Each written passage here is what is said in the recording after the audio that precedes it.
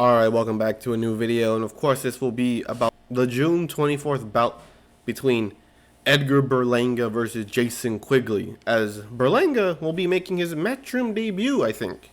After leaving Top Rank, he has now signed with Matchroom Boxing. And will be fighting Jason Quigley, who, not the best record, but it's decent enough. Berlanga, of course, is 20-0 with 16 knockouts, and if, of course you look at that and you say, hey, this dude got some power, man. This dude looks like he got some dynamite in his hand, which he does. 4 fights ago, he would have had a 100% knockout ratio, and now he has an 80% knockout ratio. So, yeah, his last 4 fights all went the distance, and I think he got frustrated in his last one, and he bit someone. I don't know if he actually bit him or he attempted to bite him, but whatever, man. It doesn't really matter. I don't care if you didn't bite me. If you attempted to bite me, I'm going to be pretty pissed. But anyways, of course, he is fighting Jason Quigley, which of course is a 20-2 boxer with 14 knockouts. So 70% knockout ratio besides the losses. I mean, you can count the losses too, because he lost both by knockout at 160. He lost to Terreno Johnson. He got stopped in round 9. That's something. And he lost to Demetrius Andre, the WBO champion at the time, which he got stopped in the second round, which is, it says a lot, especially because Quigley has moved up and he has fought after his loss against Gabor Gorgnix. Oh, my bad, I meant Gabor Gorgnix, right? Which, he won, but he's a 26-36 boxer, right? That's not screaming I'm back in the mix, 26-36, man, that's a lot. That's a lot of fighting, man. But he did win by points, so you can say it. Yeah, you can say what you want. But that being said, he has moved up to 168 and will be fighting Berlanga, the former 100% knockout artist, now the 80% knockout artist. So you get it, right? And as you could tell from the title, Berlanga has to win this match, not by points, because he can't defeat him on points, because the only times he lost was by knockout. And the last time he got knocked out was in 2 rounds against a 160-pounder. Even though it was Boo Andre, he hasn't really shown that much afterwards. He just moved up and got dropped, unofficially dropped by some dude named Nicholson. And what the distance with him. So that says a little bit. But since being TKO 2 rounds by a 160-pounder, Berlanga at 168, with having as much a knockout percentage as he does, he has to knock him out. Maybe not in 2 rounds, right?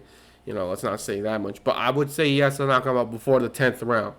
Maybe even before the 8th round. He has to get him out of here by at least round 4, round 5, something like that. Round 6 is pushing it, but you get the point, right? You have to knock him out. Because if he wins by points, it's going to drop his stock again.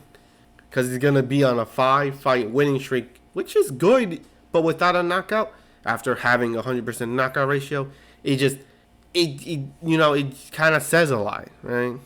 And weird thing is, I don't know if people are sensing an upset in with Quigley beating Berlanga, because in Matchroom, although with Matchroom is mostly European, I think, the comments on there are all saying, hey, I got Quigley.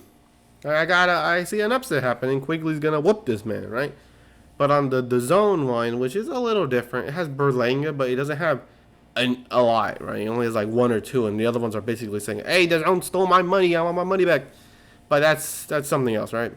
Not to mention, in the, promos for the fights, where they show the next fights and they shout a name, mostly the name of, the main guy, like Sanios versus Ortiz Jr., they're like, Ortiz Jr., right? Because that's Golden Boy's boy, right? And you got other ones. And of course, you got Berlanga versus Quigley. And before, they changed it now, instead of shouting out Berlanga, they shouted out Quigley. That's right, Quigley. It was so weird. I was watching it. It was like, Quigley. I was like, Quigley? Isn't Berlanga the guy? Why are they saying Quigley? And it just making me seem, is there going to be an upset? No, it's not going to be an upset. This was going up against a power puncher and has been knocked out twice before. Not saying he has a weak chin or whatever, but let's just say You hit a rock hard enough, it's gonna break, right? Pow! I could see Berlanga knocking this man out in round 5. Best case scenario, he knocks him out in round 1, but I hardly doubt that's gonna happen. He's gonna be feeling him out, whatever, right? He's not gonna go for the knockout in round 1. And if he does and he gets it, that's definitely gonna help. But after this, it's I mean, who else can he fight? Because he needs a road to Canelo, because that's what Eddie wants. He said, okay, well, Hearn, that's what Eddie Hearn wants, right? He says, well, we can have him 3 fights and we can have him at Canelo. It's like, who's the other 2? Or 1, whatever steps he needs. Because what else is at 168? I mean, the other ones are Showtime people. That's David Benavidez and David Morrell. Not really people you want to mess with, right? But I actually do want to see a fight. They're both on the zone, and they're both at 168. Of course, I am talking about Bekdamir Melikuziev, man. Bek the bully. I want to see him fight Berlanga.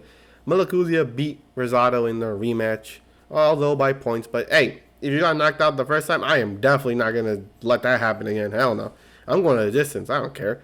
This man can be on a wobble bobble street, and I could care less. I'm skipping. Hell no. We going distance, right? But yeah, I want to see Melikuziev versus Berlanga. I actually want to see that fight. Because I wanted the Shane Mosley Jr. fight versus Melikuziev, but Mosley's at 160 now, so, or maybe he's back at 160. So I don't think the fight's happening with them. So why not Golden Boy versus Matchroom? That seems like a good fight. I mean, who else is at 168? Like I already said, I don't know. I don't know how many people are at 168. That would really help. I mean, Plant, but will Plant go to the zone? I think he will, but you never know. But anyways, that is the end of the video. Hope you enjoyed it. And of course, the next fight, it depends, right? Because July 1st is Big Baby Anderson was supposed to fight some dude named Khan, right? But if I think they might actually change it because it's saying that he pulled out because of an injury or whatever, and they're gonna replace him with Charles Martin. And if they do change him to Charles Martin, I will not make a video on that because everyone already knows who's gonna win that. The dude with 100% knockout ratio or the dude that got knocked out by a 43-year-old Ortiz. I mean, Ortiz is good. I mean, he gave Andy Ruiz a run for his money besides the knockdowns, but you get what I'm saying? But if it's not that, it will definitely be the July 8th bouts. That's right, bouts. You got Duran Boots Ennis versus Roman Villa, El Flaco de Oro.